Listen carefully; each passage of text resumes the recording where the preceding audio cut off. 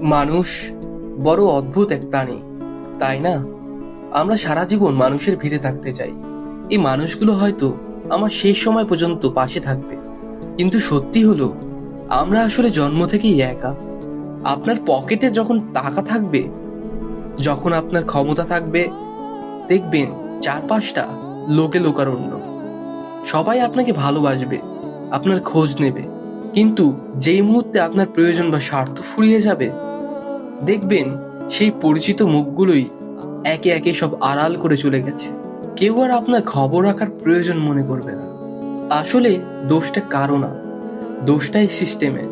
সবাই এখানে নিজের প্রয়োজনে আসে, আপনার লড়াইটা আপনাকে লড়তে হবে, আপনার চোখের জল আপনাকেই মুছতে হবে। কারণ দিন শেষে আয়নার সামনে দাঁড়ানো মানুষটি ছাড়া আপনারা কেউ নেই।